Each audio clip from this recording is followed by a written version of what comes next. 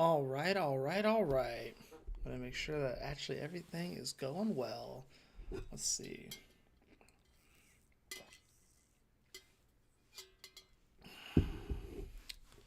All right, all right, all right.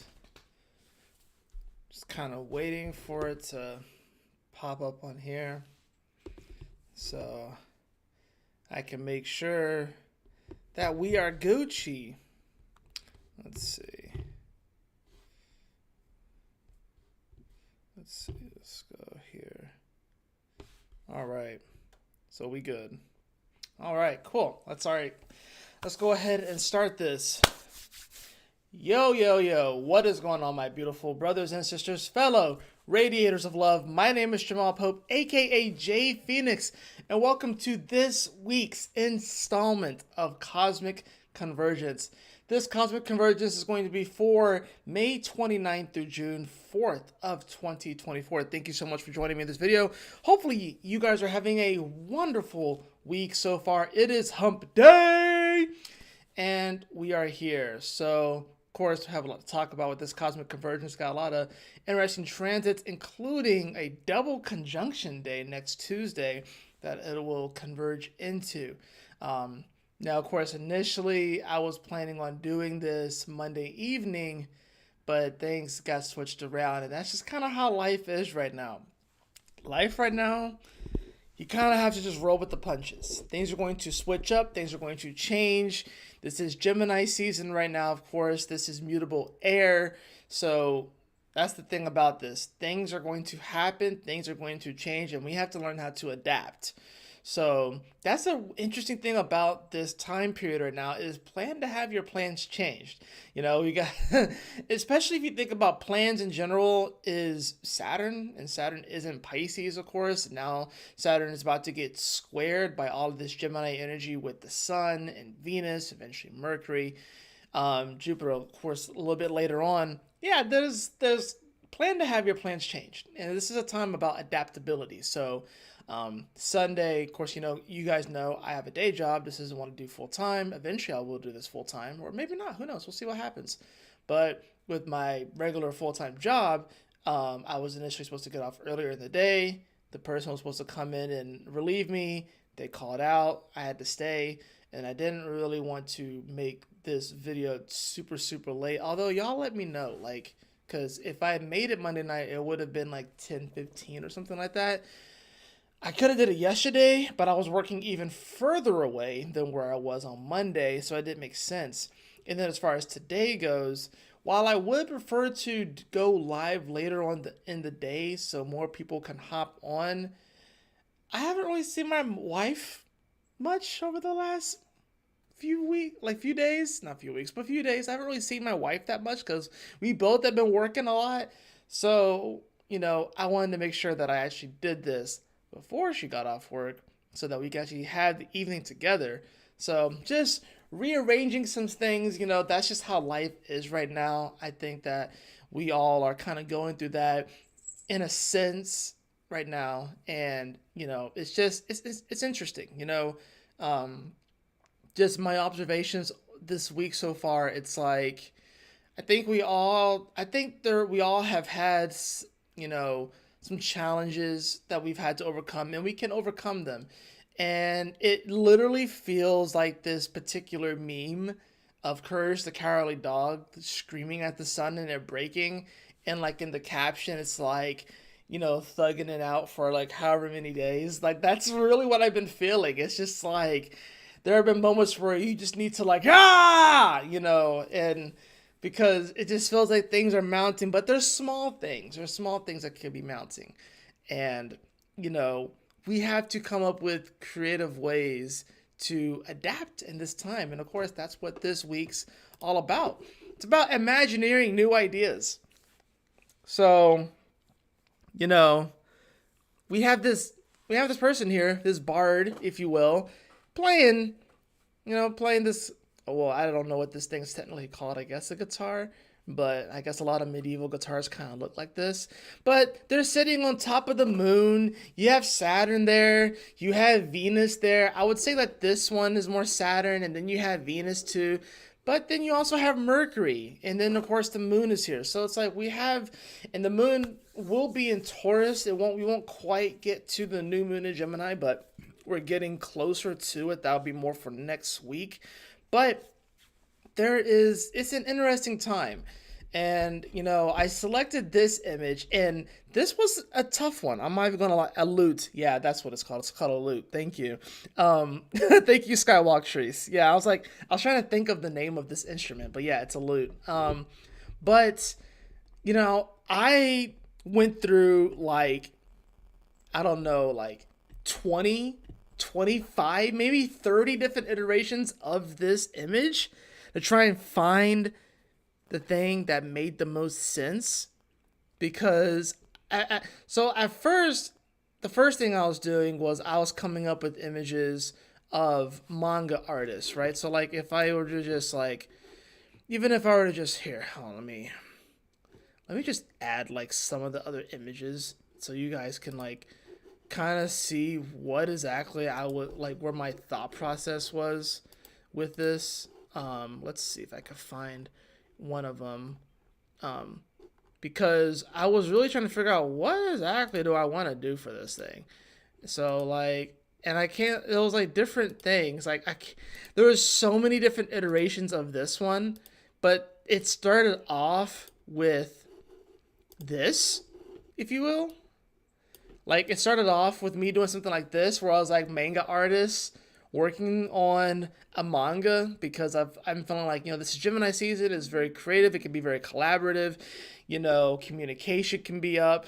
And these are sort of the things that I was really thinking of. But there were so many different things that I could have really done for this. I'll add even a couple of other images in here just to kind of give you an idea, because I was going through, what do I want to convey with this particular week? What is it? Here's another one, right? This one's kind of interesting. This one, it seems like a bit of a younger character. It's even a little bit cartoonish. You can actually see the representation of the song that he is singing, and the moon actually has a face. So this one's kind of cute too, so I was considering this one. But this one also has two Jupiters instead of a Jupiter, a Venus, and a Mercury like I wanted it to. That being said, Venus is kind of like a mini Jupiter, if you will. If you think about the planet itself, they're both the benefics. One is the larger benefic and one is the minor benefic. They both are, in many ways, are, even though Venus is more of a reception kind of energy, it's about how you receive things. Venus itself, it's such a hot planet that it almost wants to be a sun, kind of like Jupiter does. But it has nowhere near the mass that it needs to have in order to become a sun. So I didn't go with this one. I didn't go with that one. But there are many other ones I could have done. It started off, honestly, with something like this. Let's see if I can find another one just to kind of give you an idea of, where my thought process was with all this. Let's see if I can find another one. There's that one. There's that one. There's that one. And then, okay, here's one, right? So, all right. So much more medieval. They're playing, and they're this one's kind of an interesting one too. And the fingers are a little bit weird on the dude. I'm not gonna lie. Her fingers are a little bit better. That's the only thing about AI. I do use AI to make these images, but I use it because it's a way to kind of extend your imagination, if you will. But I use this one because I was trying to think of what is the kind of the feeling of this energy. And this is kind of where I was going. You have these people in the background. These two are playing a song. Got the beautiful moon in the background, even though we were heading more towards a new moon. There were other different images I could have chosen, but I ended up choosing this one instead. I'll just pull up one more just because I'm having fun with this. And maybe I am ranting a little bit, but hopefully you guys kind of, and I feel like we're all kind of going through this. Here's an interesting one. This was one that I was really considering, and I'll tell you why. This is one I was really considering. There's nobody around, right? There's nobody around them. It's just two of them, right? There's all this drink available, a little bit of food available. It's almost like everyone's inside, or this happened like after the party and they're still kind of going. You have like these shooting stars in the back. You have this moon that is kind of fading, going into the new moon, which is what this week is kind of about. You have this right here, which I think this will probably, if anything, be Mercury, if anything. And so now we have all of these planets in Gemini this week. And the reason why I like this one is because, I feel like there is an element here where we are wanting to connect with people, but we are also wanting to connect with people, you know, that matter. And I don't know how else to really term it. You don't want to just connect with just anybody, but you want to connect with people that you can create something with, that you could ultimately build something with, because we still have some of this Taurus energy, right?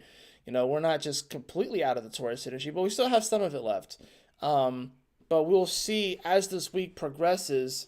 At the time of me making this, of course, Mercury is still in Taurus, but it's going to conjunct Uranus and it's going to conjunct Jupiter within a 7-day period. That's kind of major to conjunct two major planets like that, especially Jupiter, the planet that, it rules the opposite sign of. Jupiter rules Sagittarius, Mercury rules Gemini. So the fact that it's going to come into its conjunction with that at the end of this week, I think is pretty interesting. Now, of course, this was the image I ended up settling on. It was this person, kind of sitting on the moon. The moon looks very ornate, so it kind of does give me that Taurus moon kind of vibe, if you will. So about these emotions that we definitely value, that we want to feel. It does have Jupiter here, and what's interesting about this Jupiter is that it has rings on it. And even though most depictions of Jupiter does not show its rings, Jupiter actually has rings. Not only that, but this ring can also represent the asteroids that, orbit Jupiter, because Jupiter has a lot of asteroids that absorb it. That's the interesting thing about Jupiter. We like to think that Jupiter is all about expanding and constantly moving out, constantly moving forward, but there is a level of restriction to Jupiter that we don't really think about. And I think that that's something that we're going to really come more into awareness with Jupiter being in its detriment in Gemini. Because we have to remember, Jupiter wants to expand and wants to explore and wants to go to new places. But in Gemini, this is about the home front. This is about the local neighborhood. This is about learning how to be a big fish in a small pond, which can be rather uncomfortable. And of course, you have Venus here, and you have Mercury, and you have the moon. So this is just kind of where I was. And with the whole Imagineering new ideas, imagination, I feel, is incredibly important, especially in today's world, and especially in this moment right now. Imagination, I don't think necessarily goes to a particular sign, but if there was a particular sign that ruled imagination, I would say that it would have to be Gemini and Pisces, because Gemini can have the unique ideas, but it does want facts. It does want to it's very curious. It opens up the possibility of what is. And then, if anything, honestly, imagination is probably ruled by the mutable signs. So you have the curiosity with Gemini, and Virgo, you kind of test your hypothesis, or you kind of try and bring things into fruition. You kind of mold your reality around you, if you will, because that is mutable earth. And then you go to mutable fire, Sag. So that's when, it's like you're injecting your deeper philosophies or ideas into it. You're wanting to make light of it. You're wanting to kind of bring it out and show people that. And then you have mutable water, Pisces, which definitely kind of brings it full circle. So we are imagineering new ideas right now. And, you probably heard the sayings that there's no new ideas under the sun. Everything has been done before. I would say that history rhymes and it doesn't necessarily repeat. It doesn't necessarily repeat exactly. And I think this is one of the things, especially for creatives, that halts their progress, is because they feel like, oh, that's been done before. Well, technically, no. maybe it rhymes with something in the past, but it hasn't necessarily been done before. So this is going to be a week that gives us an opportunity to Imagineer, as if we're like an engineer, but we're Imagineering new ideas, because there are new frontiers are going to be available to us. But these new frontiers are not going to be some far off away place. These places are going to be actually closer to home, and if anything, they're going to be within our own mind, because we have all of this Gemini energy, right? So let's go ahead and hop into the charts, and we can go a little bit more in depth into what this week has to offer us, right? So let's see. All right. Let's see. I know there are a couple different ways I can do this. I'll do it this way because I feel like it's probably the best way to do it for the moment. That does. Okay, cool. So we're going to switch the wheel aspect and change it to decan/ruler. Okay, cool. All right. So this is the current moment here, right? So we have the moon that's here at 27 degrees. It's going to be finishing up in Aquarius, and it's going to be moving into Pisces today. I actually wrote down a lot of the things that are going to be happening today, just because, right? So the main thing today that we saw, of course, was Mars conjunct Chiron. That was one of the main things that we saw today, outside of the moon, of course, making some aspects. But we are mainly seeing this moon here, if you will, finishing up in Aquarius. It will go into Pisces, and the moment that it goes into Pisces, it immediately hits a square to Uranus. A square to Jupiter. Now, earlier in the day, it did square Uranus. This was at the beginning part of the day, if you will. So this morning, it did square Uranus. Now, this was an interesting aspect. This is a mutual reception. By mutual reception, I mean that the moon likes to be in Taurus and Uranus likes to be in Aquarius, because the moon exalts itself in Taurus and Uranus rules the sign of Aquarius. So that means that this is a square that actually was a bit more on the harmonious side. Now, what's interesting about this is that, of course, it's moon Aquarius. It's interesting. Wanting to connect to people, maybe a little bit more emotionally, but at the same time, there could be some interesting disconnects. And this Uranus and Taurus is about whether or not you can find a common ground in the value. This might have provided a bit of an awkward exchange potentially this morning. Maybe, connecting with an individual where your values may not exactly meet up, but it's about finding that common ground and not necessarily feeling the need to be, what's the word I'm looking for? The word just left me. Forgive me. Especially considering that this is 2 + 4, which is 6, and 6 is the number of Venus.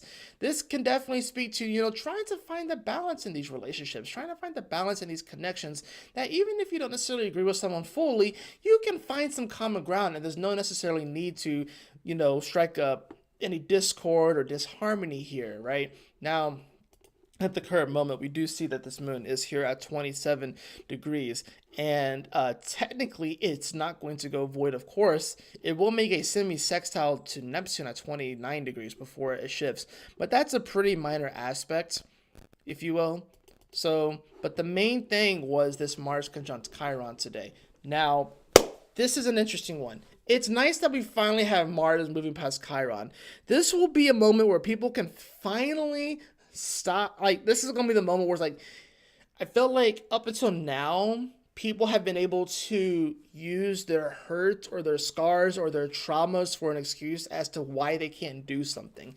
But now that Mars is moving past Chiron today, you don't really have much of an excuse anymore. You really don't have an excuse anymore. It's been understandable, Mars going through this zone, and of course going through the zone that Mercury retrograded, mind you, so it's still within that shadow. So we are still in many ways pondering on whether or not we should take action. Like, we're still wondering if we should take actions on the things that we've been pondering with that whole Mercury retrograde. But Mercury is all the way at 21 degrees of Taurus. So our mind's already blazing forward. It's just whether or not our actions are going to catch up to it at this point. This conjunction to Chiron should be a nice little release point for a lot of people to, you know what, things happen, I'm going to move forward anyways. That's really what this is about. That's the main thing I want you to take away from this Mars conjunct Chiron, is that things happen. Let's move forward.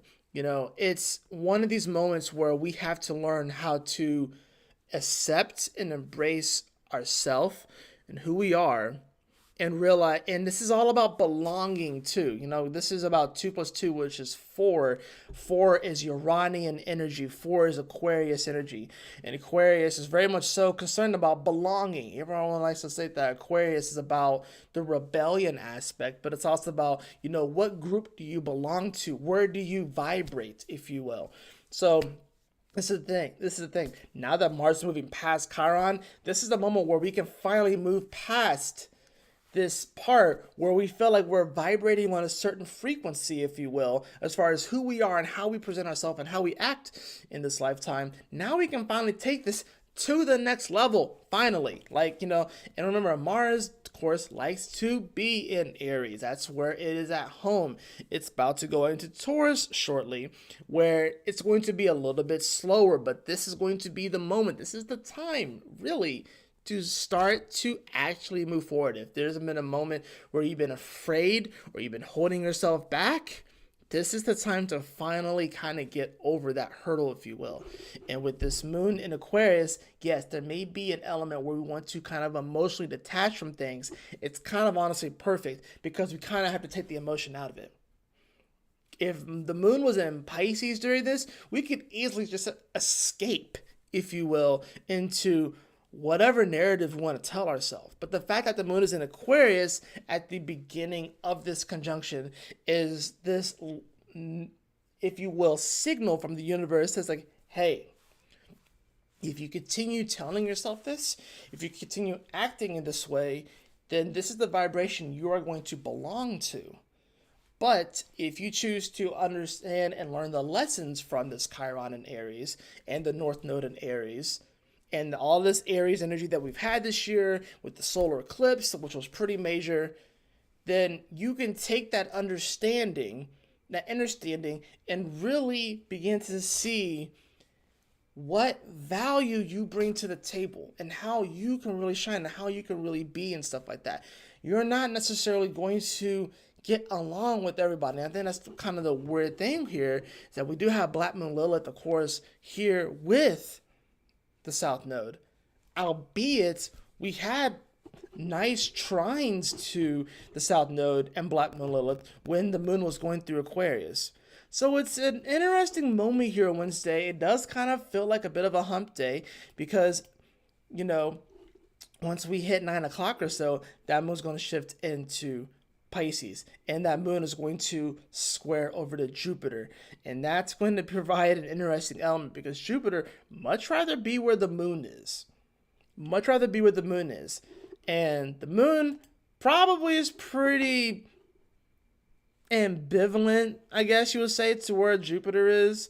At this point, the moon is +3 and Jupiter is -2, which is not even the worst score for Jupiter, considering the fact that it's in its detriment, that it's -2. But the moon is like, nah, I'm all right where I'm at. But when that moon moves into Pisces, that's when you start to feel a lot of energies. That's when you start to feel a lot of emotions. And especially with Jupiter here, this is going to be a moment, especially at the 0 point, mind you, which means that there's infinite possibilities here.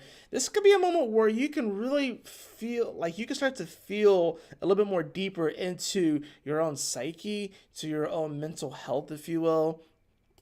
It can certainly be an interesting moment here with this particular square here at the 0 point of Pisces and Gemini, respectively.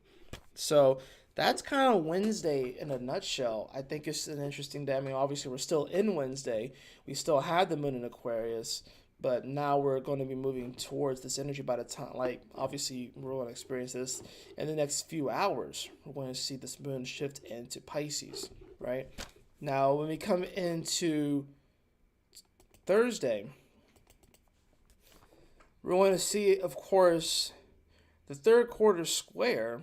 Now, before the third quarter square happens, we got to remember that Jupiter is going to hit 1 degree of Gemini, meaning that it begins its trine to Pluto exactly. Now, granted, we're already kind of feeling this one because Jupiter is such a large planet, so its influence is going to be great. It has a large orb of influence, if you will. But now that this orb is going to be tightening with Jupiter, it's going to kind of rekindle, in many ways, a lot of what we felt with the moon in Aquarius making all the squares, making all those trines to the Gemini energy. Now, this is a trine, so it's going to be harmonious energy, right? It's going to feel good. But the interesting thing about this, too, is that it's still dealing with a planet that is in detriment and the only retrograde planet right now in Pluto that's still going to go back into Capricorn. So there's this element here where it's like, we have to, in many ways, learn to be okay with expanding our influence, if you will, in these smaller, more local groups, right? Aquarius is the internet, right? But Pluto's moving back into Capricorn. That's where it's heading. That's where its energy, that's where its focus is. It's going back into Capricorn. So this trine is going to be a very interesting trine on Thursday. Now, granted, we're going to feel it pretty much over the next several days. Like it's going to be not the shortest transit, obviously, that we're going to be feeling this. And as I've said with Jupiter, it's about, Jupiter's about the adventure. But when it's in Gemini, this is like before it goes out on the quest. Jupiter would much rather be on the quest fighting ogres and orcs and dragons and, all that sort of stuff, going to different bars and different places or different pubs and swapping stories and all that sort of stuff. Jupiter much rather be out there on the field battling, if you will, lives for the glory as far as that stuff goes. The excitement, the legend, that's what Jupiter's all about. But when Jupiter's in Gemini, Jupiter's back in like the hometown. And Jupiter has to learn how to be okay with that. It's like, perfect example, right? I'm watching Fairy Tale earlier, right? And you have Natsu, who is one of the main characters in this anime. And he's obviously one of the most powerful people in the anime because that's just what it is. But there's this particular episode, which is like a filler episode of where he's having to take care of several of his guildmates. Several of his guildmates have a young daughter, so he's deciding to babysit them. And it's like, you have this guy that could topple the most insane villains and can destroy freaking dragons because he's that freaking powerful. And yet he is spending this particular episode watching after a little kid and is having to kind of almost dumb down his experience or his energy, but he's having a good time doing it. He's having fun doing it as well so far, but there are some frustrations there you can see as well. But it's like, we have to learn how to be okay with that. That's what Jupiter and Gemini is about. It's about learning how to be okay. It's like, okay, yeah, you had the capability of doing these grand, taking all these grand quests, but it's about, in many ways, remembering our roots. I think a lot of people are having to remember their roots right now. We're having to remember is like, where we came from, where it all started. This in many ways is kind of like, okay, you already beat the Pokemon League and now you're going back to your hometown and you have an entire team of like level 60, level 70 and above Pokemon. And then you're running in the grass and you come across a Caterpie that's like 70 levels below you. And you could easily just destroy it and be exaggerated. That's the other weird thing about Jupiter in Gemini is that it can very much so exaggerate its energy in Gemini. But then it's like, maybe we utilize this opportunity to train some of the Pokemon that might not be on the level 60s and level 70s. Maybe we take this opportunity to maybe start a whole new team, imagine up some new ideas, do something different, or maybe, we don't have to, maybe we take a different route, That's really what Jupiter and Gemini is all about. And with the trine over to Pluto, it's this reminder of, in many ways, where did you come from? And now as of course moving back into Capricorn, we're of course going to be reminded of this old decaying system that's collapsing, but at the same time, utilize this energy to really come up with some awesome, cool new things. I think this, Pluto is still in Aquarius, and we are in many ways getting a pretty big glimpse into what the age of Aquarius is going to be. This is about learning how to go along with that vibe, learning what is going to be the vibe of the new age of Aquarius. Right? And I personally don't feel like we're fully in it yet. I think we are in like the test run, if you will. We're kind of in the pre-season of the new age of Aquarius, if you will. But it's giving us an idea of the players. It's giving us an idea of the energy. It's giving us an idea of how things are going to go. But once again, we're still not going to know exactly what it's going to entail. The preseason can only tell you so much. A team in the NFL can go 4-0 in the preseason and not do very good in the regular season, right? But it's not necessarily a 1-to-1, if you will. But this can give us a kind of a nice little glimpse, especially considering the fact that Jupiter is all about the vision, right? This can give us a nice glimpse into what the age of Aquarius is all about. And what an amazing way to start this with having Jupiter and Gemini. Even though it is in its detriment, it's nice to have it here because it brings things back to the simple. It brings things back to curiosity in Gemini. If it was in Sag, this would be a whole nother conversation. But the fact that it's in Gemini, it's like, okay, think new thoughts. Get to know the people around you. Don't just be fully absorbed into the internet 100% of the time. Like, those are the sort of things that we have to consider with this.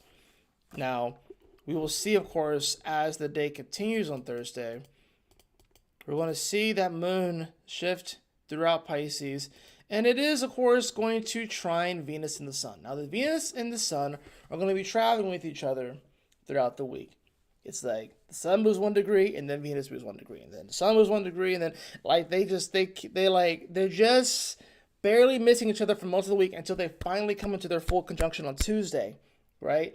And we're going to see, of course, Mercury getting very close to Uranus on this Thursday as well. But we're going to see this moon first, of course, square this Venus, right?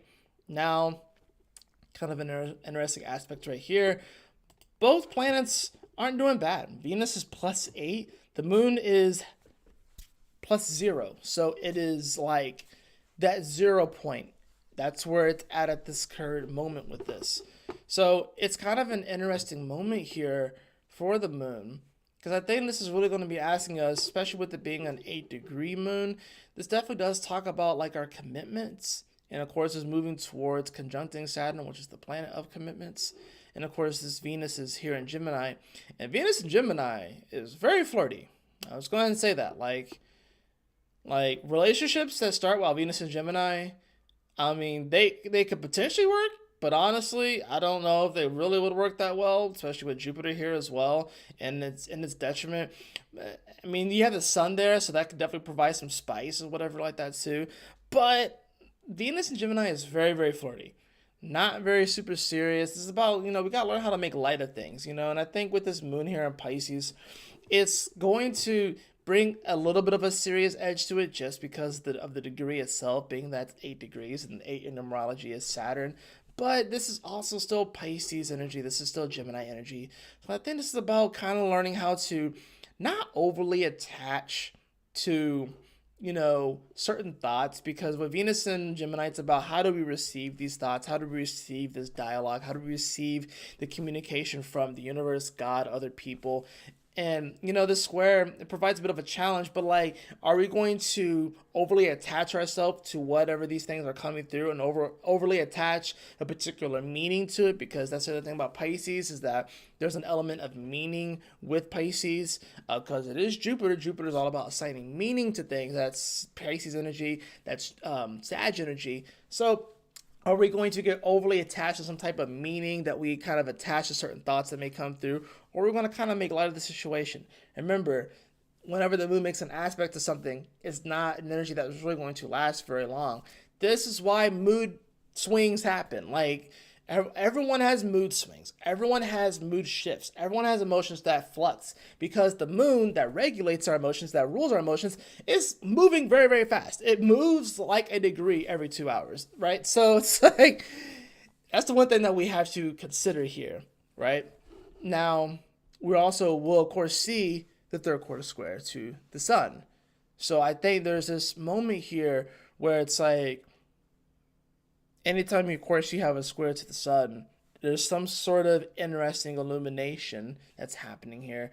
But remember that this it's waning, right? So this is a waning moon. We're heading to the new moon in Gemini. And it's here at 9 degrees. So we go from 8, which is all about, like I said, commitment, Saturnian vibes, to 9, which is Martian vibes, and moving things forward in action oriented, if you will, is interesting here. So it's like, this can be a day where people kind of take like a thought and potentially, if they don't run it through the proper channels, or if they take things too seriously, or if they don't learn how to make necessarily light of the situation, or learn how to laugh at the situation, or if they assign too much meaning to the situation, they may take some sort of like rash or bold action on this Thursday. And, we'll see what happens. But the fact of the matter is that while this square is happening, Mars is still with Chiron. So it's like, maybe we want to wait until Mars comes off of Chiron before we take any type of rash action, because we're probably going to be acting from a place of hurt. We're probably going to be acting from a place of pain. We're probably going to be acting from a place of, this shit happened to me, I just want to get away and feel better. Makes sense, but it'd probably be a better idea to kind of just wait until Mars comes off of that Chiron, right? So now, when will that exactly be? It's later in the day, right? It'll officially come off of it. And by that point, the moon will have come off of the square to the sun, although it's still very much so there. The moon, of course, will square Aldebaran, which is one of the fixed stars, one of the fixed royal stars, too. So there is this sort of element, too, where it may feel ordained or destined, or you feel like maybe even like some sort of a calling, if you will, here. But I would say, any type of decisions that you are maybe thinking about on this Thursday, wait until the evening, wait until after the workday before you kind of move forward and make any decisions. And honestly, you might want to even wait until the moon passes over Saturn, which is going to be on Friday. So if we move on into Friday, we're going to see, of course, this moon is going to make its conjunction to Saturn, and this is going to be early in the day. We're talking 4:20. Blaze it.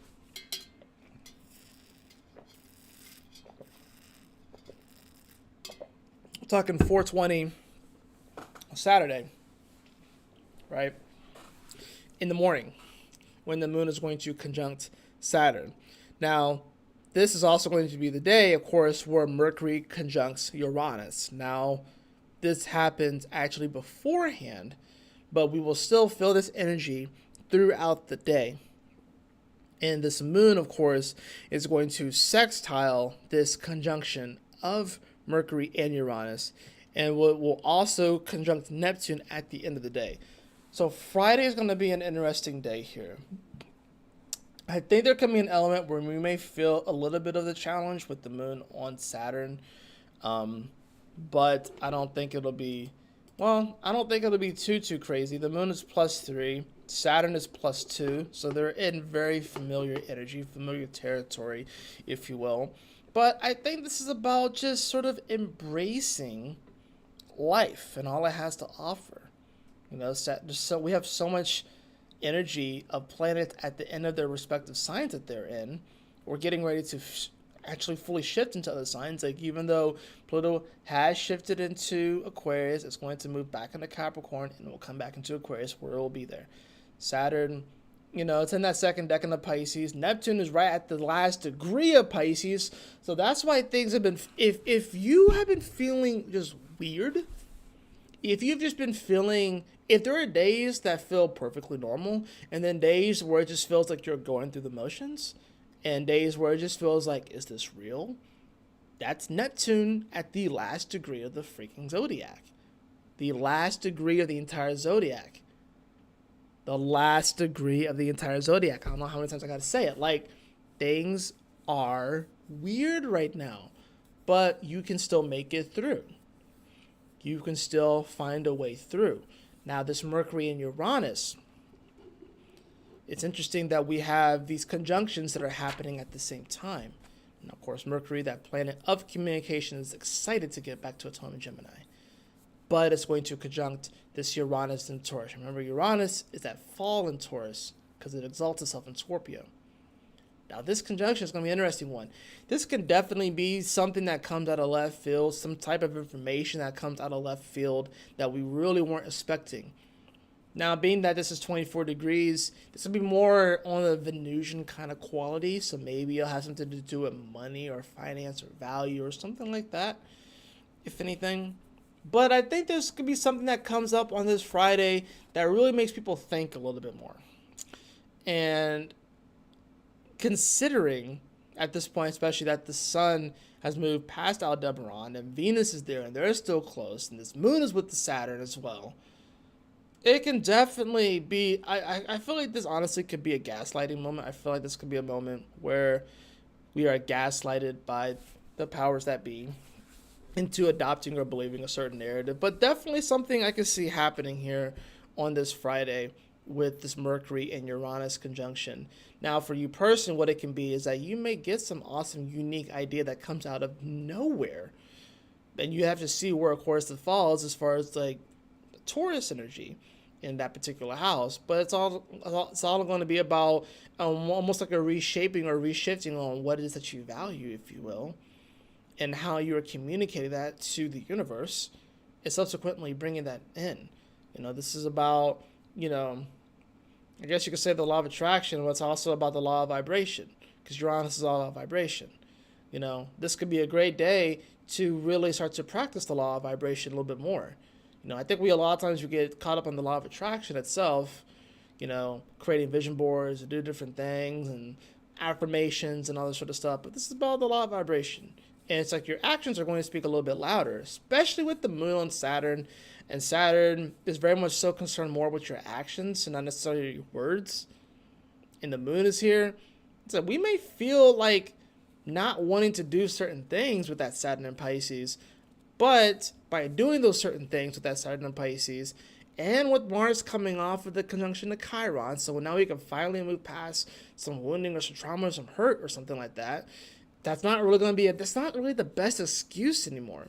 And now that Mercury is with Uranus and it's heading towards conjuncting Jupiter, which it will conjunct Jupiter in just a few days, mind you. Mercury's moving very, very fast, mind you.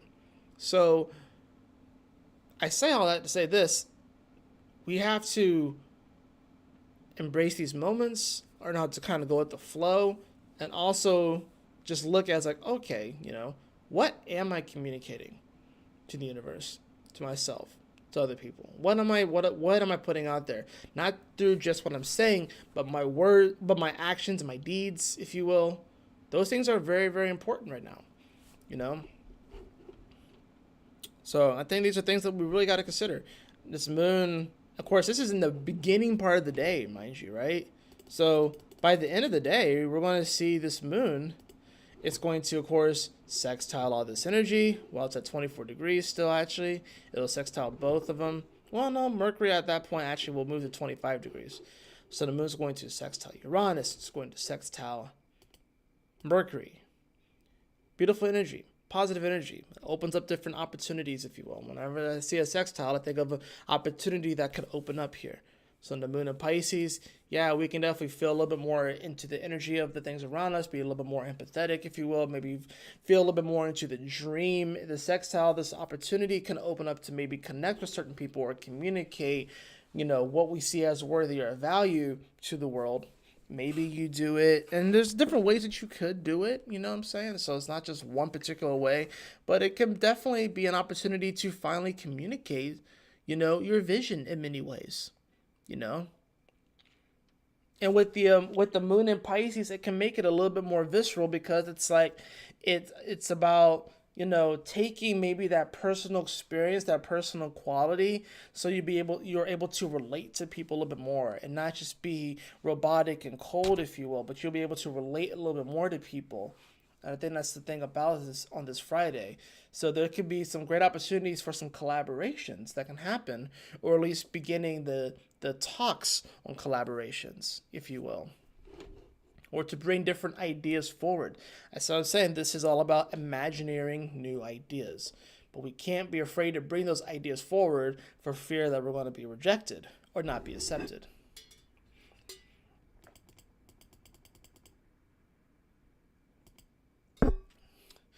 The moon will be with Neptune at the tail end of the day at 29 degrees. And then the next day, of course, going into Saturday, we're going to see the moon enter into Aries.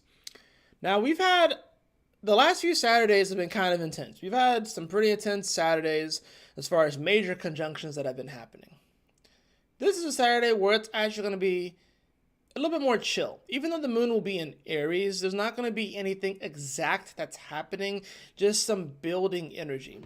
We have, of course, the Uranus-Mercury conjunction that is starting to subside and separate. Mercury is moving towards Jupiter.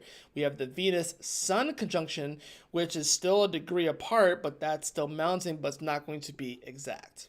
Right, and we have Mars separating from Chiron. So we have two separating aspects, if you will, and of course the moon separating from Neptune, and then we have one that's still coming together.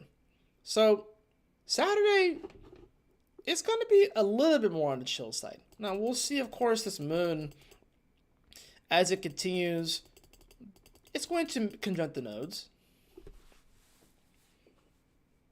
right? It'll conjunct the nodes. I'm feeling drawn to draw a card. Walk in Beauty. Wondrous Universe. Walk in Beauty. I think Saturday is really just about appreciating. I think it's about appreciating yourself and what you bring to the table, especially with that moon in Aries. It's definitely can bring some fiery passion and some things up front, But I think after a week like this, we kind of reach the weekend and we're like, man, I made it through that week. That was a weird ass week. We're on Wednesday right now at the time of me making this. It's hump day. It's been a weird week. We're going to get to Saturday, and ironically, we're going to feel a sense of relief. We're going to be like, wow, I made it through that. All right, cool. And I think it also helps that this moon is heading towards this new moon in Gemini, which I think will provide like a nice reset, especially mentally for a lot of people. You know what I'm saying? Saturn day, if you will, a little bit more chill compared to the other days of the week. A little more chill. It's like conjuncting the North Node, opposing the South Node, opposing Black Moon Lilith. But that's also at the tail end of the day, mind you. Right? So the moon is also, of course, going to sextile Venus. It'll sextile the sun as well. So it's some nice opportunities that can open up there. Since it's the weekend, a lot of people probably aren't going to be working, so it could be a good opportunity to kind of go out and have fun. I think Saturday is a day to keep it simple, especially with that moon in Aries. Keep it simple. Don't try and complicate things on Saturday. Keep it simple. Maybe do something fun. Maybe hang out with some friends if you're able to. If not, just keep it simple and have fun with it. I don't think it's really a day to get too crazy with things and necessarily need to. You don't have to do some sort of massive big thing. I think with the moon, with this North Node, we can always feel at the North Node that we have some sort of massive galactic mission, but North Node is in Aries. The mission is to be yourself. It's not complicated, right? When the North Node goes into Pisces, things might feel a little bit more complicated. but it's in Aries right now. The mission is to be yourself. So if your self on Saturday is to sit at home and watch TV all day, then just do that. It's fine. If your self is to, if you're invited to go out with some friends and you want to do that, then do that. You know what I'm saying? Have fun. Do that thing. You know, if being yourself is maybe working on that project for 5 hours, and that's what's going to bring you that happiness on that day, do that thing, you know.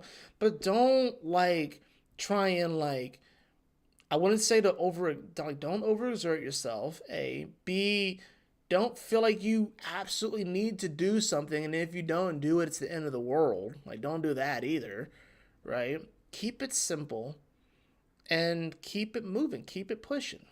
You know what I'm saying? I mean, there's no need to like make it any bigger than it has to be on Saturday. And I legitimately do feel that way, you know? So, and the astrology supports that too. Now, going into Sunday, it's a little bit different though. Things get a little bit more dicey as we move into Sunday. Why do I say that? Well, we can see, pay attention to this Venus here. It's at 11:58. And look how fast Mercury is moving. It's about to be in Gemini. That's how fast Mercury is moving right now. Like, it is moving. How fast is this thing moving? It's moving almost 2 degrees a day. That's how fast this guy is moving. Venus is still the strongest planet at +9 too. But as Sunday continues, we're going to see, oh shit, damn near the moment that Venus conjuncts the sun, begins its conjunction with the sun, which will last multiple days, mind you, we're going to see the moon on top of Chiron at 22 degrees. Mercury, at 28 degrees, getting ready to sextile over to Neptune. And this actually is very, very positive. It's actually very, very positive. Now, Venus Sundays, it's the inferior conjunction because it's Venus catching up to the sun. It's not the sun catching up to Venus, right? So Venus is kind of getting burned out right now. Even though it's strong, it's kind of getting burned out right now by the sun. You know what I'm saying? And it's like I said, it's trying to catch up to the sun, if you will. And it's not going to quite fully catch up here. But we're going to be experiencing this conjunction for a while. Now, this can definitely bring some positive energy in relationships. Venus is all about relationships, but it's about keeping it light. That's what Gemini energy is. It's about keeping it light, keeping it fun, not taking yourself super, super seriously. 1 + 2 is 3, so this is Jupiter energy. So this can come down to beliefs. So that's the thing about this is like, this can start to reveal certain beliefs that we may have in our relationships, if you will, but this is still in Gemini, so we're still looking for some type of evidence and facts for this, but Jupiter is in Gemini as well, right? And the dispositor of this conjunction, Mercury, is in Taurus, getting ready to come into Gemini. So I feel like there's this element here on Sunday where it's like, we're beginning to feel this major buildup, if you will, with this conjunction. It's like, okay, when we get this conjunction, you know, we get it every year. But the last time we had it in Gemini, when was the last time we had this in Gemini? It's been a bit, right? The last time that we had this in Gemini. So if we go back to the last time, so it didn't even happen last year. Because, it didn't even happen last year because Gemini had already shifted into Cancer. So the last time that we had this, it's been a while. Not only that, but I'm pretty sure, if I'm not mistaken, Venus is going to be finishing like a major point, like its star point. It's going to be completing its star point here shortly. So if we go back. So the last time we experienced this was in 2020, right? The North Node was there. Venus was retrograde here too. That's the thing about this. Mercury was in Cancer, right? Mars and Neptune was in Pisces. Chiron was still, of course, in Aries. Saturn was in Aquarius. Pluto was still back here in Capricorn. That was a whole different world. This was like the beginning of the pandemic, you know? So it's a different world now, 4 years later, with this particular conjunction that we're going to be seeing here on Sunday at 12 degrees, right?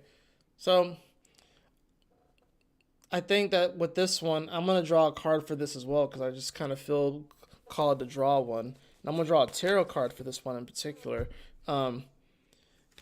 Interesting enough, I got the Four of Swords. And I think that that's kind of interesting with this because being that this is swords, this is an air suit, and that this is Gemini here, I think there is sort of this element where we do kind of want to rest, if you will. I don't think this is necessarily a time where we need to rush into things, but especially with Mercury here getting ready to come into Gemini, there's this element of a little bit of apprehension too. I'm going to draw another card. I have the Six of Swords as well. Yeah, I think that's going to be this almost this feeling of wanting to kind of get away, but maybe the way that we get away is to kind of just take care of ourselves. I feel like this card right here, the Four of Swords, it's about we don't necessarily need to push the envelope this weekend, but I think we can feel that things are shifting and moving, and maybe we want to kind of push the envelope a bit this weekend. I'm gonna draw one more card just because I feel called to do so. I have the Seven of Cups in reverse. Yeah, we gotta know what things to push the envelope on. Maybe the reason why we can't really push the envelope is because maybe we're too scatterbrained. With the Seven of Cups. Even though Cups is water, maybe we're too scatterbrained with this right now. Maybe we're too scatterbrained with this. And, we're going to see, of course, coming into the next day, we can see that Mercury enters into Gemini on Monday, right? And then when you get to Tuesday, we're going to see Venus finally move past the Sun, and we're also going to see Mercury conjuncting Jupiter. And that's why Tuesday is kind of a major day, because we get two big conjunctions in the same sign, right? And this is happening while the moon is building up to conjuncting Uranus, which it will conjunct Uranus later on in the day. So everything kind of converges into next Tuesday when we have major conjunctions between Mercury and Jupiter and the Sun and Venus. And that's interesting too, because here's the thing. I feel like Mercury and Jupiter is the whole Peter Parker dealing with his boss, where Peter Parker is Gemini and Jupiter is his boss, right? And I feel like the Sun and Venus is sort of like the actual scoop. It's the actual event that's being sort of chronicled. And then, of course, you have Aldebaran smack dab in the middle of all this, right? What does this mean? This is, in many ways, I feel, is like the true beginning of Gemini season. So for like the next 2 weeks, we're going to really see things really pop off. The first 2 weeks of Gemini season have been kind of quiet, but once June 4th hits, it is game on. Like, this is when a new meme is probably going to get born during this. Something's going to go viral during this time, Monday, Tuesday, Wednesday. I would not be surprised something goes viral, especially with the moon that's going to conjunct Uranus as well at the time of all this. Something's going to go viral probably Tuesday, like Monday, Tuesday, Wednesday. Something's probably going to go viral, and then a lot of people are going to be talking about it. Now, because it's Gemini, it may be a little bit more on the lighter end, but because Aldebaran is there, there could be some war aspects that come up with this, or at least some talk of it. Maybe not anything solidifying, but there could be some aspects of that coming up because Aldebaran is there, and Aldebaran does in many ways kind of deal with war, if you will. That's Archangel Michael, as far as that stuff goes. So it's interesting how that kind of is going to come together on this Tuesday. And like I said, we're building up to that new moon in Gemini, which will happen next week, which we will talk about on that particular transit. But I feel like I said, this is a week where we're coming up with new ideas. We're having to be a little bit more creative. We're having to adapt. We're having to really see the beauty in the everyday, the beauty in our surroundings. Gemini is about the surroundings. Gemini is about your neighborhood. Gemini is about your peripheral and being aware of that. It's not necessarily about the quest in these far off places. It's about the immediate and what's right here. And trust me, there are plenty of things to be curious about in the immediate and what's right here. I think it's interesting too, of course, because a lot of states are doing like a lot of their local elections right now. We just had the local elections here in Georgia and stuff. So there's a lot of focus on that sort of stuff. But like I said, because the moon will be on Uranus on this day, and we have major double conjunctions with the sun, Venus, and Jupiter and Mercury, I would not be surprised if we get something that goes viral on this day. Because the sun's going to illuminate it, and Venus, of course, is about the values. Someone's going to try to communicate that sort of thing. And then you have Mercury and Jupiter, which is going to communicate it and then blow it up. Something's going to go viral. I don't know what's going to go viral on this day, but something's going to go viral. And it probably will be multiple things, but one of them will probably be a little bit more serious, and one of them will probably be really, really, really funny. You know, a new meme will probably be born on Tuesday, right? That's going to be my prediction, if anything, for this particular week. Is that a new meme will be born on Tuesday. So I think it'll be a very interesting week. I think it can provide a lot of great insight into what we can imagine and what we can bring forward, who we can connect with. Of course, like with any week, there are some challenges, but I think it can be a very, very positive week. I think it can be a very beautiful week.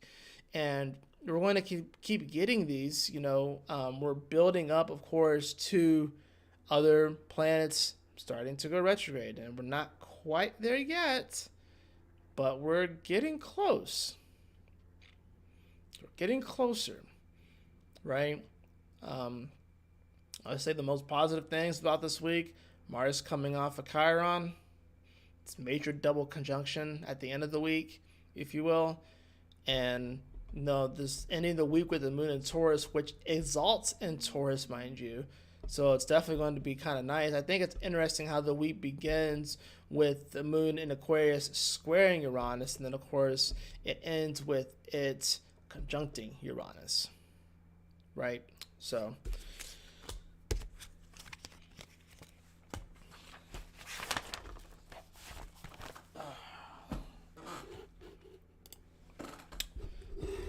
anyways, I'm going to draw some cards for the collective as well.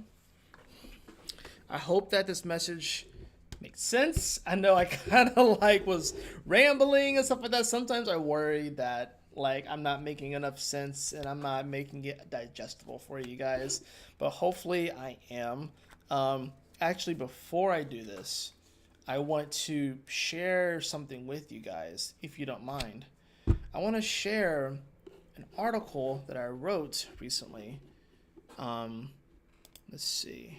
Let me pull this up and then go here, and then this is actually on my website, but I want to share it with you guys too. And this shouldn't honestly take too long for me to read. So let me pull it up. But I wrote this article yesterday, and I felt like this can be beneficial, to you. So that's what I'm going to do. Properties, window capture. Let's see if it lets me do what I want to do. Okay, cool. So I wrote this article yesterday, right?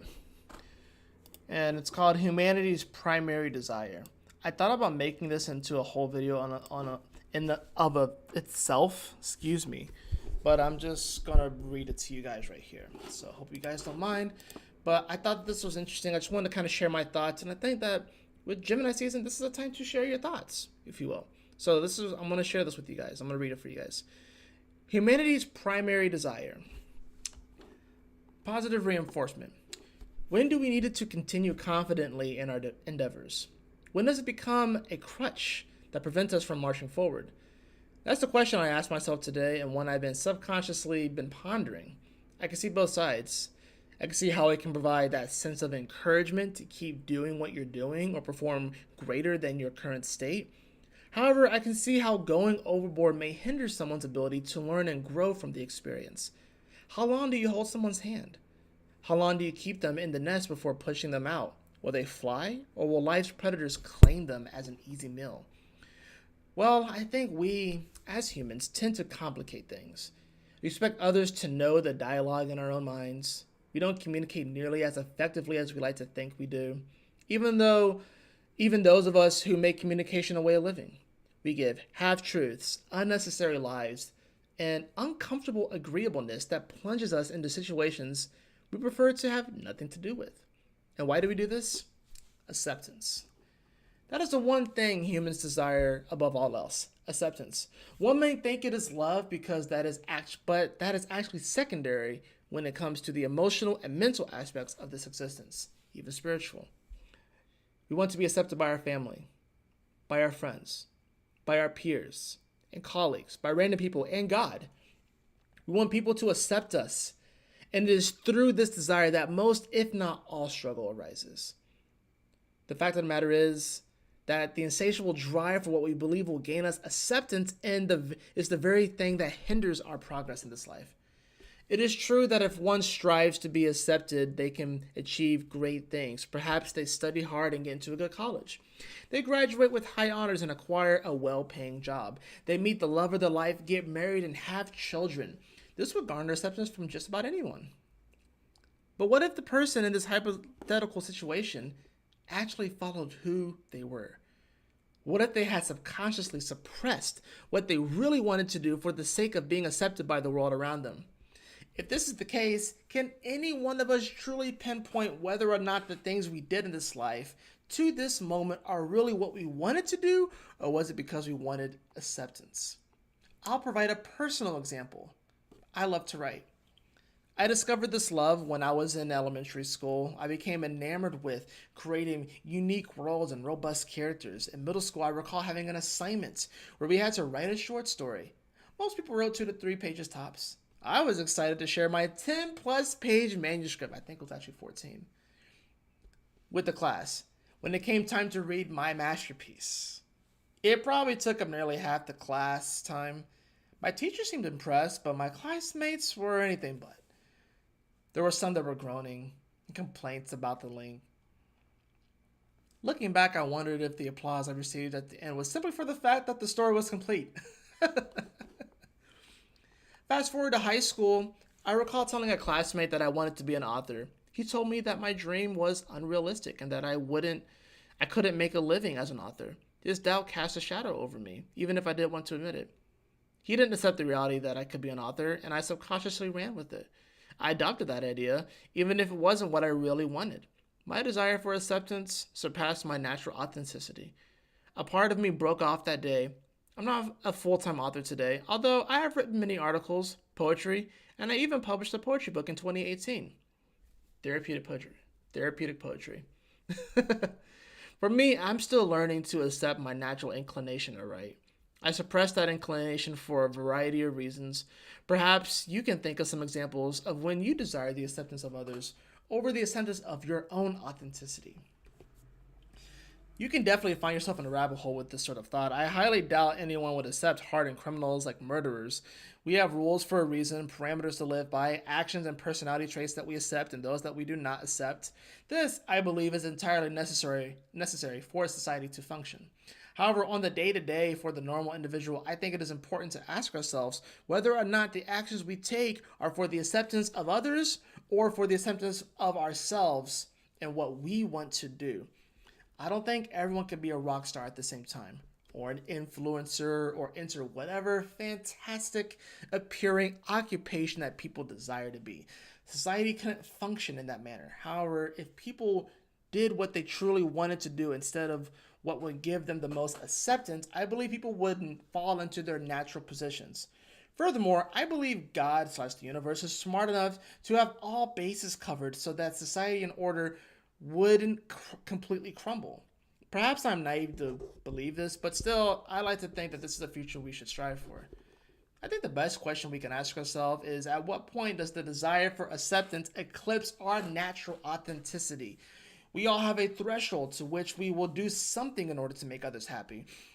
To go completely in the direction of self-service without regard for the well-being of others is entirely evil. I won't even call it narcissistic because that term is overused in today's society and is an actual diagnosis. People with narcissistic personality disorder can live perfectly normal lives without their diagnosis, impending upon their ability to get along with others. I won't go too in depth into that point. However, I encourage you to read up on this disorder and to gain a deeper insight into those that suffer. Here's an article that I found that can be helpful, because I'm not an expert on that kind of stuff. The people who consciously self-serve without any care for how it negatively impacts those around them are evil. However, most of us aren't evil. Some of us just may not be aware. Most of us just want to be accepted. So where's the boundary? That, I know, is something that only you can decide. Self-acceptance is the necessary precursor to self-love. In today's world, especially in New Age spiritual circles, self-love is touted as the panacea of all emotional, mental, and spiritual distress. However, oftentimes, individuals will find temporary relief when engaging in these practices. The bouts of anxiety, depression, self-loathing, anger, and apathy ultimately will cycle in and out of our lives. Our job is not to get rid of these experiences. Our mission is to learn from these experiences and to realize that they are not a permanent reality. You will doubt yourself. You will experience hardship. You will not accept yourself all of the time. And that's okay. Allow those feelings to be. Allow those thoughts to be. Observe them and then let them go. Learn to accept all of what life throws at you. Acceptance is not about being okay with mediocrity. I think there are some people out there that believe that to be the case. Acceptance is the signal to the universe that the experience is valid in its base form. There's no need to complicate the emotion or thought or action. There's no need to substantiate the reason why. It simply is. When we can get to a place where self-acceptance is more the norm, I believe that the love we are all looking for will follow naturally. We cannot skip steps on this journey, although we often try. And the fact of the matter is that acceptance is the number one desire of humanity, so we might as well get along with the program. But who knows? I'm just some guy typing up his thoughts and posting them to the internet. Maybe these words will assist you on your journey. Many of you won't make it to this point in the blog post. That's perfectly okay with me. I accept that. You know, and there's my beautiful mug right there. But I posted this, and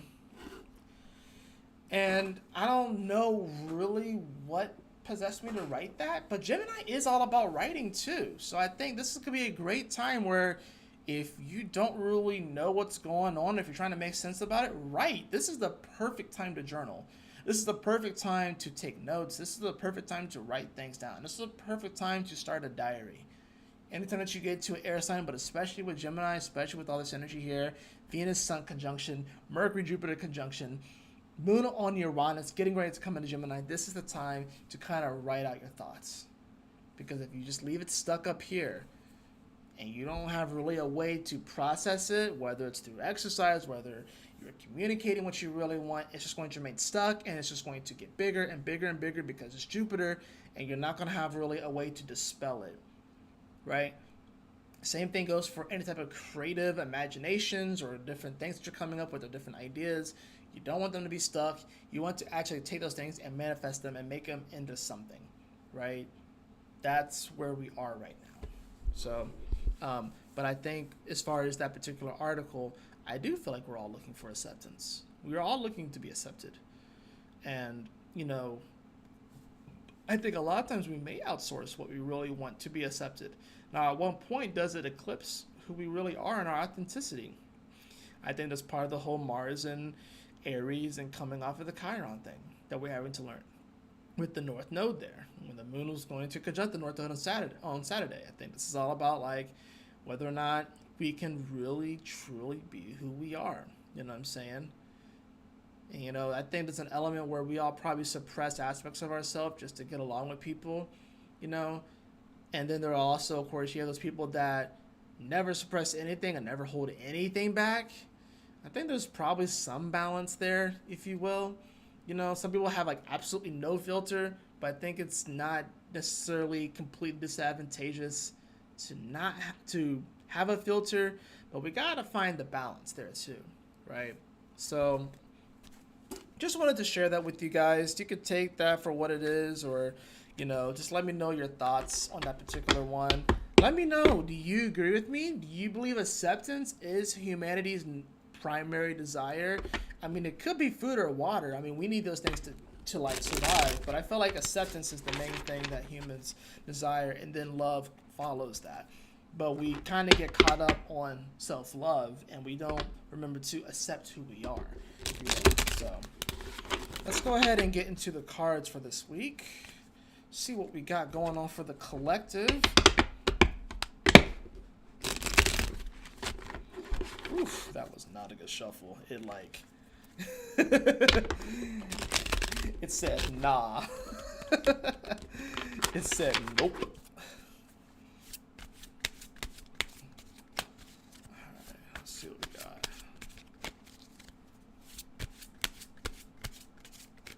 I will at some point, probably next week, I will, oh gosh, look, all my cards just fell all over the place.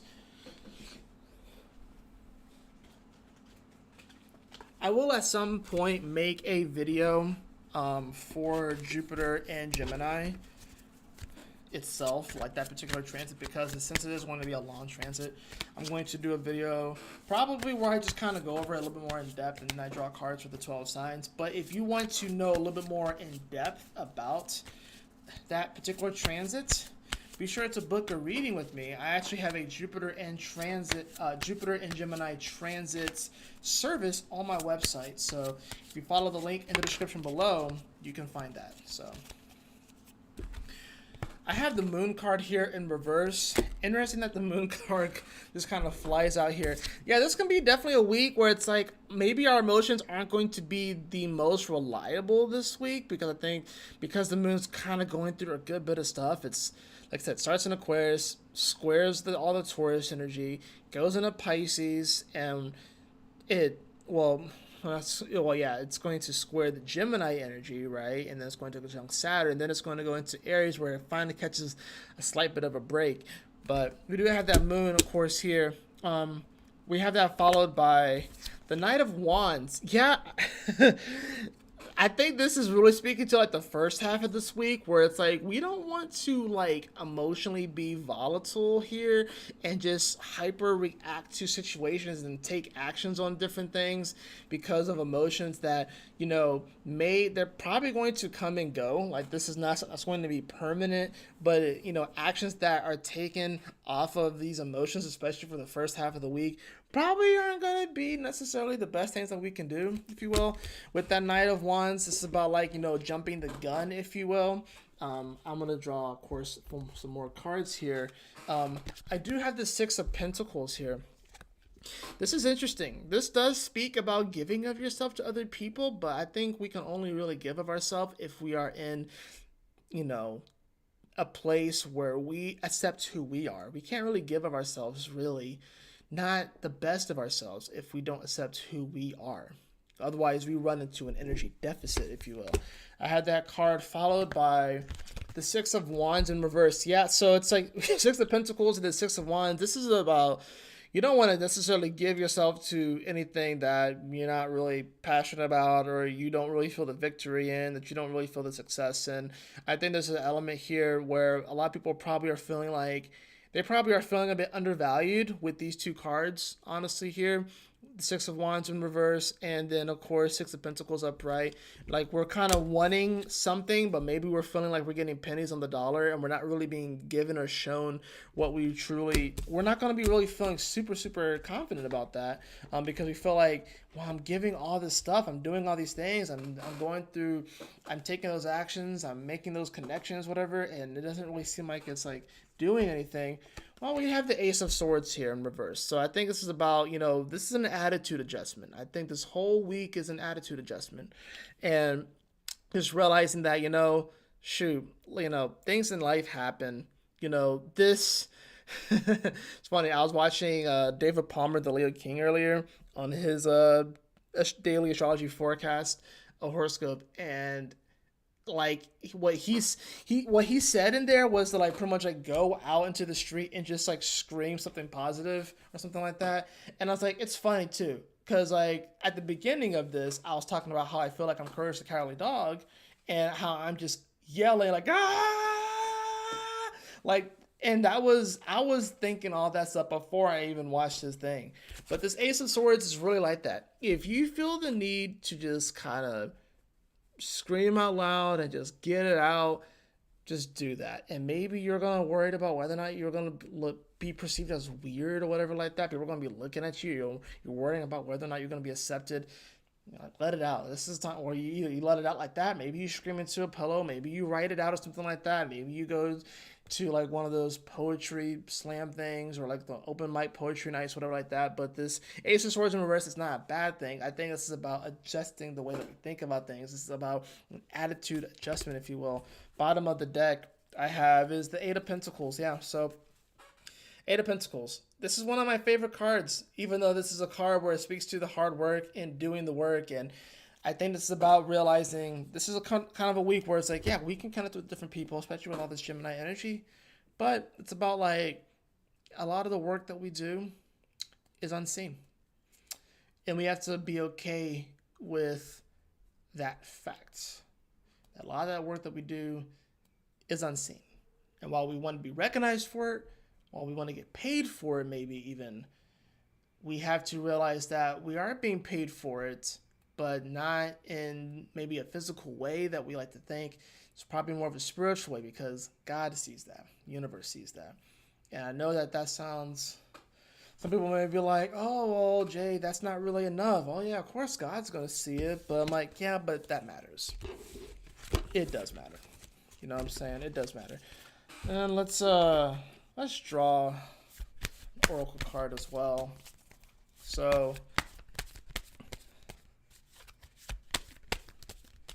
you know, it's just one of those weeks, you know. So we're all just kind of thugging it out. We're kind of just making it through, trudging through, and you know, there's gonna be high moments, there's gonna be low moments, there's gonna be like moments where we have to learn how to laugh it off. You know, we have to learn how to laugh it off, especially before things get too emotionally serious. Once we get to Cancer season, we gotta learn how to laugh it off right now. You know what I'm saying? Especially with all this beautiful Gemini energy with Venus there, even Jupiter there too. It's like we gotta learn how to just see the beauty and all that stuff. You know, we really do. For the Oracle card,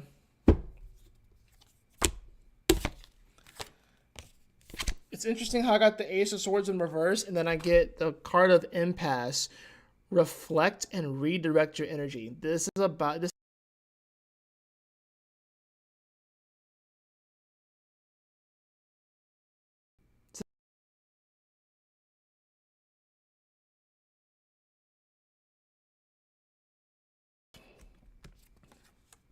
Joy and delight. Open your heart to joy. So that just kind of keeps it light. That's why delight is there. The light. Keep it light. Keep it fun. Like readjust, reconfigure, but open your heart to joy this week. You know, and just like you don't have to be doing. And yeah, the things that maybe bring joy to your heart, you don't necessarily have to be doing it 24/7, but integrate it into your daily life. Do something every day that brings joy to your heart. You know what I'm saying? So that's really what it comes down to. I'm going to draw one more card for y'all. Fogged in. Go slow. Take time. Take your time, beloved. Remember, Mercury is going to still be in Taurus for a bit. It's not going to get to Gemini until Monday. And the moon is going to go into Taurus too. So go slow, take your time, don't rush. There's no need to rush right now. We are in the Imagineering stage right now. We are in the attitude adjustment stage right now. So have fun, keep it light, keep it simple, and try not to take things too seriously. Right? So that is going to do it for this week's installment of Cosmic Convergence. I trust that this message will assist you on your journey this week. And yeah, thanks for bearing with me as far as like me constantly shifting the time of doing this. I actually kind of like doing it in the middle of the day like this. I think next week will be a little bit more normal as far as this stuff goes. But like I said, I trust that this message will assist you on your journey this week. And yeah, I will see you guys very, very soon. Y'all take care, stay blessed, have a wonderful week.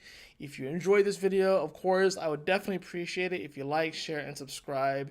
That's how, this channel will grow. And obviously, I feel like, you guys probably know somebody that can, you know, use this information to some degree, you know what I mean? So at least some part of this, if you will. My goal here is to just spread awareness and to also I use this as my means to encourage people to keep moving forward, stay focused, and smile often. I just do it through astrology and using it with real world examples and different metaphors and different things like that in writing. That's just the way that I do it because I want to encourage people to keep moving forward because you're so worth it. You're beautiful. You have so much creative talent. You can do a lot of great things. You can help a lot of people. And I want to just encourage you to do that. I'm doing my best to do the light work. And, we just, you know, we need to do as much light work as we can. You know what I'm saying? So, because I really do believe that, things definitely seem a little bit crazy right now. But I do also at the same time, like, there's so much beauty in this world. I really want people to see it and I don't want it to go to waste and stuff. So, anyways, I'm rambling. Y'all take care. Stay blessed. Have a wonderful week, beloved. I will see you all on the next Cosmic Convergence or whatever video I decide to post next. Peace.